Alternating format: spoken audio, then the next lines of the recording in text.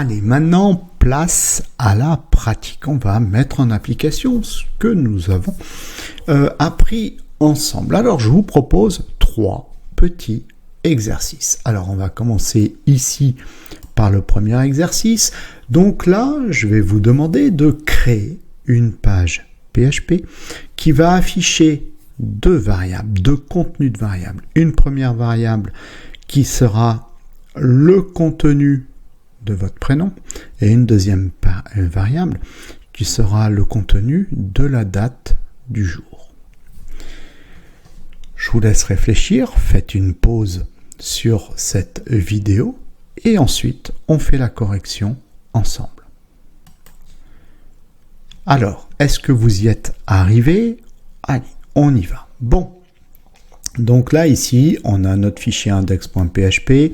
Alors, on peut faire du HTML ou directement écrire du PHP. Ça change rien. Je vais ici, pourquoi pas, écrire directement du PHP. Donc là, ici, je vais ouvrir ma balise PHP. Et je ne ferme pas ma balise PHP puisque je ne vais écrire que du PHP. Donc là, on doit écrire 2 variables. Une variable qui va contenir le prénom, une variable qui va contenir la date. Alors, on va déclarer nos variables. Alors, je peux mettre un petit commentaire. Si je débute, c'est toujours intéressant.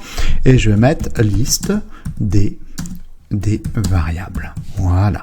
Bon, ça me permet de me retrouver dans mes scripts. Donc, on va déclarer une première variable, prénom, $prénom. OK?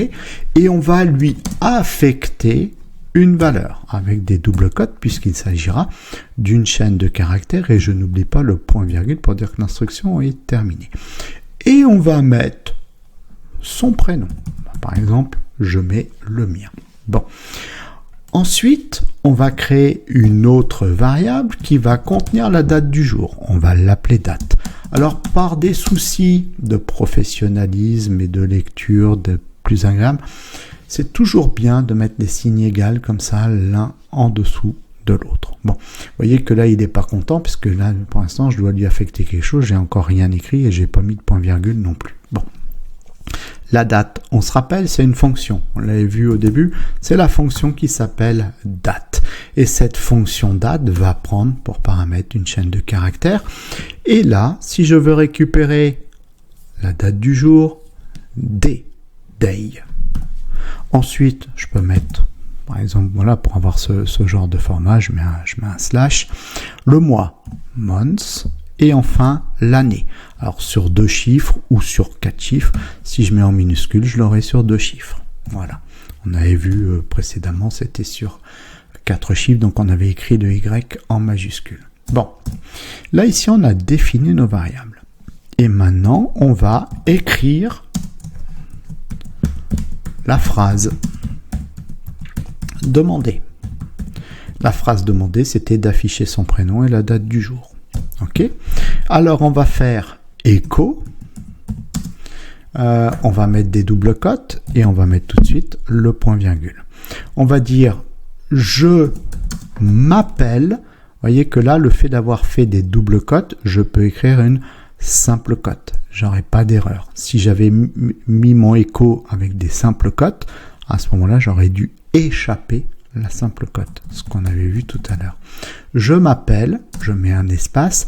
Nous allons concaténer avec la variable $prénom, avec le contenu de $prénom, d'accord?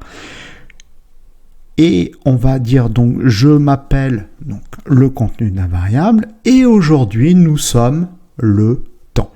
Donc du coup, ici, il va falloir continuer à concaténer avec la suite de notre phrase. Je vais dire, alors je mets un espace, et aujourd'hui, nous sommes le, et on va concaténer avec la date. Je mets un espace ici, et là, je concatène avec $date. CTRL S, et on va vérifier. Ici, j'actualise.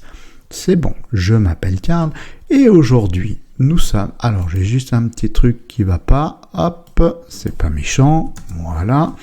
Et aujourd'hui, nous sommes le 3-10-25. Donc, vous y êtes arrivé, vous n'y êtes pas arrivé, c'est normal. Ce qui compte, c'est de le faire. Vous venez de le faire avec moi, on l'a fait ensemble. Je vous invite à arrêter cette vidéo et à le refaire tout seul.